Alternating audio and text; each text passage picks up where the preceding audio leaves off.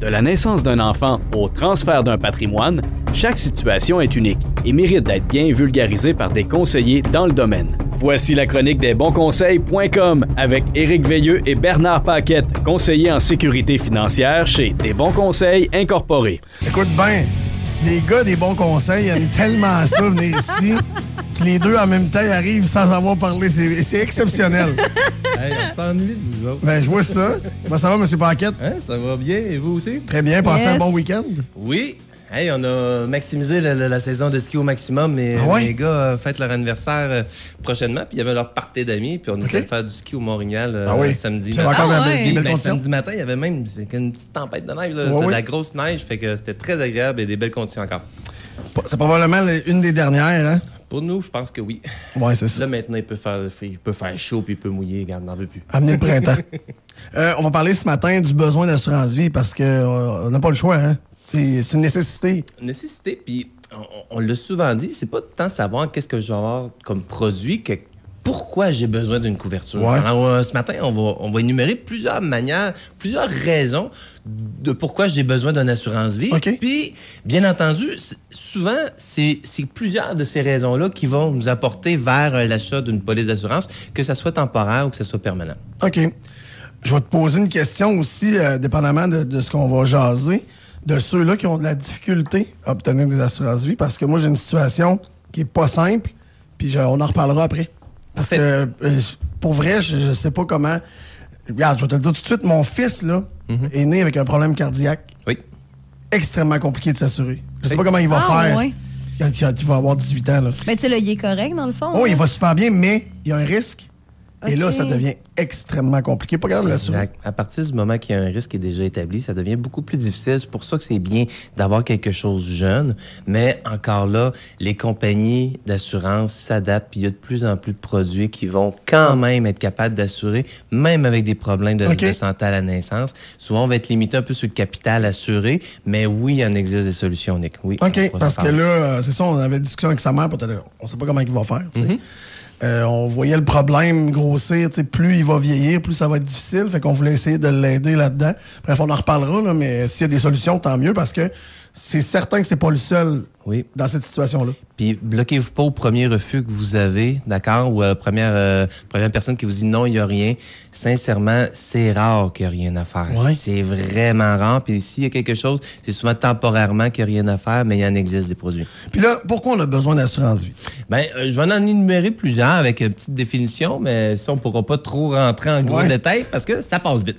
Bien, le premier, je pense, la raison principal, c'est les derniers frais. Fait que savoir que éventuellement, que ce soit dans les prochaines années ou que ce soit dans 80 ans, éventuellement, on va tous mourir. Donc, le premier besoin, en général, que les gens vont penser, c'est pour les derniers frais. Alors, pour que quelqu'un ait un montant d'argent qui tombe dans les mains pour qu'il puisse nous enterrer. Oui. Deuxième raison, ben oui, totalement. Deuxième raison qu'on voit le plus souvent, puis je pense qu'il est plus commun, c'est la couverture des dettes. Oui.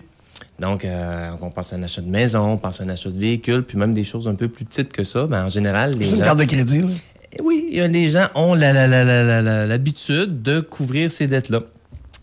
Puis peu importe la manière que vous fonctionnez, que ce soit au personnel, que ce soit du temporaire, du permanent, c'est un besoin qu'on veut couvrir parce que la dette, elle s'effacera pas si jamais on décède, elle va être refilée à quelqu'un d'autre. Oui. Donc, ça prend un montant pour ça. Impôt au décès. Impôt au décès, donc, il y a de plus en plus d'investisseurs immobiliers. Sachez que lorsqu'on est célibataire, qu'on n'est pas conjoint de fait, qu'on n'est pas marié, bien, lorsqu'il va avoir un décès, il va avoir une seconde avant de décéder, c'est comme si on avait liquidé tous nos biens. Donc, c'est comme si on avait déjà vendu nos blocs. Donc, toute la valeur... Les autres, ils se payent. Ben exact. La valeur que les blocs, les portes vont avoir prise, ben, il y a 50 % qui va tomber imposable dans le domaine de la succession. Oui. Donc, c'est bien, c'est un super bel investissement, mais c'est à y penser. Puis, tu sais, il y a des stratégies aussi à l'approche de la retraite. Tu sais, souvent, un revenu passif, même si tu es retraité, tu es conserves. Mais à un moment donné, si tu es conserves jusqu'à la dernière seconde, il faut que tu aies un plan d'établi pour pas laisser ta succession dans le trouble. Ben, je comprends. Puis là, tu vois, ça, c'est un détail important, là. Un chalet, c'est le même principe aussi. Là. Donc, les résidences secondaires, même affaire, elle va être imposable au décès. Donc, puis imposable, pas la vente totale, la valeur totale, mais quand même le gain pris. Ceux qui ont des chalets familiales, là, que ça fait 40 ans que le chalet leur appartient, on s'entend que dans les 40 dernières années, ça augmente un petit peu les chalets sur le bord d'un lac. Donc, si ça a pris 400 000 de valeur, là, c'est wow, là, mais il va en avoir 200 qui va être à remettre à monsieur le gouvernement. Je te pose une question. Mettons, mes parents ont un chalet, puis ils me le lèguent lors de leur décès. Mm-hmm. Moi, quand je vais décéder, est-ce qu'il est imposable, ce foutu chalet-là? Oui, puis rendu là dans les détails, les virgules, là, parce que justement, ils t'en l'ont comme donné. Oui. Donc, ton gain imposable, toi, c'est pas juste la valeur. Mais si moi, je le lègue aussi? Oui, ben, tu sais, rendu là, ça... Pour pas avancer quelque chose puis me faire taper sur les doigts par des fiscalistes, là, allez voir votre notaire, allez voir un fiscaliste pour être certain exactement des répercussions qu'il peut avoir sur la vente ou le legs d'un bien. On fait ça pour être gentil, c'est un beau cadeau, c'est correct, mais ça va-tu devenir éventuellement un cadeau empoisonné? Puisque même à la vente aussi, tu le reçois de tes parents, mais quelques années après, tu as besoin d'argent, tu veux le vendre, ben ça va être quoi la facture? Oui, c'est ça. Ouais. Ben, j'avais entendu dire qu'il y en avait beaucoup, justement, qui vendaient, dans un sens, à leurs enfants pour, justement, éviter ça à cause du legs, vu que, tu sais, t'as qu'à payer l'impôt presque 2 fois, dans le fond, là, si toi, tu le revends après, là, ben, t'es mieux de le faire. Ben, c'est ça. Tu roules un peu dans la famille, mais éventuellement, est-ce que ça va toujours se faire? T'sais, il va-tu en avoir, à un moment donné, un enfant unique qui va en hériter et qui n'aura pas d'enfant? Rendu là, c'est de savoir un peu la répercussion, puis d'avoir le choix avant de se le faire imposer. Une fois que t'es à côté à plier du mur, puis t'en as plus de choix, ben c'est moins fun. Donc, l'assurance vie pour couvrir si on a des blocs ou résidences secondaires, c'est important. Y a-t-il d'autres raisons aussi? Bien entendu. Période à charge. Quand on tombe parent, dans le fond, tu sais, oui, on a les dettes, mais on a aussi la responsabilité du revenu. Donc, on est à 2. En général, tu sais, oui, on va avoir un petit lousse puis être capable d'arriver, même si on a quelques semaines sans salaire, mais s'il y en a un qui décède, la protection du revenu pour dire que la famille garde sensiblement le même rythme de vie, alors ça en prend, on appelle ça la période à charge. Alors encore là, c'est calculé en fonction de l'âge des enfants, le nombre des enfants, etc. Puis à charge, c'est pas nécessairement à 18 ans. Là. Ils vont au cégep, à l'université, je veux dire. Ils peuvent rester jusqu'à la mi-vingtaine. Rendu là, c'est à établir, mais au moins, rendu à un certain âge, ils sont un petit peu plus autonomes, donc peuvent avoir des revenus aussi. Mais on parle pas d'un remplacement de revenus là, qu'un étudiant gagne 10 000 par année. Non. J'ai souvent entendu dire que, justement, l'assurance vie, l'assurance invalidité, tout ça, c'est pas nécessairement nécessaire de les avoir, justement, quand t'as pas de maison, quand t'as pas d'enfant, quand t'as personne à charge, quand t'as pas de résidence, tu sais, quand t'as rien. Tu sais, comme, mettons, moi, j'ai 24 ans, j'habite dans un appartement, j'ai pas d'enfant, pas de résidence, pas de prêt, de char, de rien, tu sais. Souvent, ce qu'on va voir le plus souvent, c'est des gens, justement, qui vont se payer rapidement une police d'assurance vie pour les derniers frais.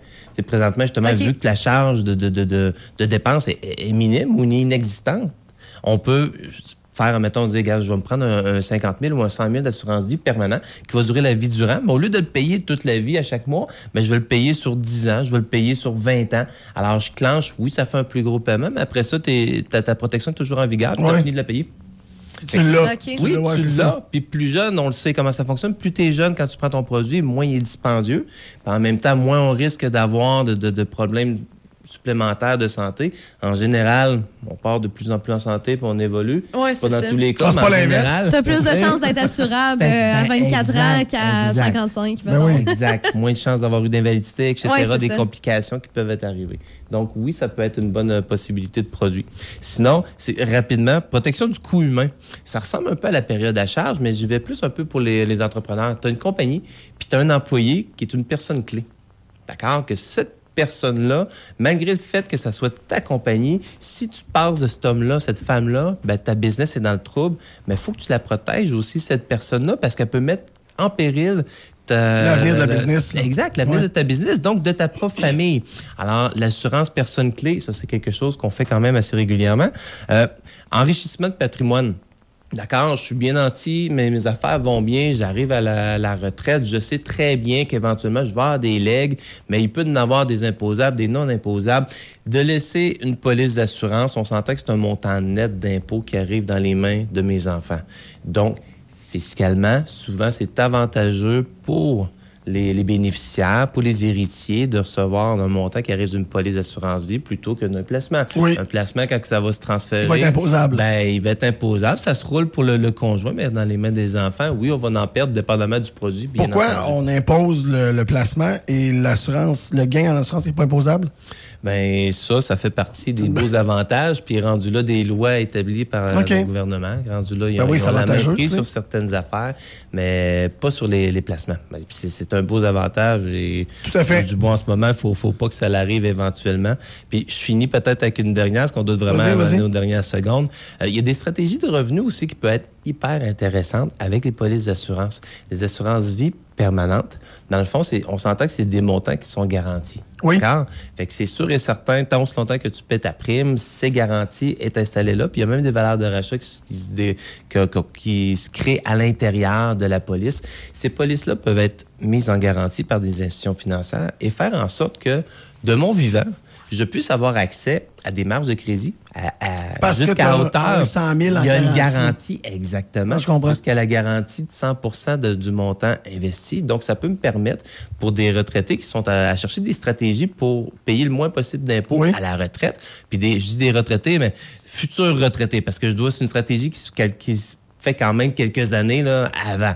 Donc, ça peut me permettre de sortir de l'argent net d'impôts avec un emprunt, au lieu de sortir de revenus de placement. Si vous avez des questions, n'hésitez pas à contacter l'équipe des Bons Conseils. Tous les détails sur desbonsconseils.com. Excellent. Merci beaucoup. Bonne semaine. Bonne semaine, M. Paquette. Desbonsconseils.com vous a été présenté par Éric Veilleux et son équipe située au 135-25 boulevard Lacroix à Saint-Georges. De la naissance d'un enfant au transfert d'un patrimoine, différentes stratégies s'offrent à vous. Parce que chaque situation financière est unique, vous devez vous assurer d'en tirer le maximum. Notre équipe d'expérience est là pour vous donner les bons conseils dont vous avez besoin. Communiquez avec nous au 228-72-24 ou desbonsconseils.com.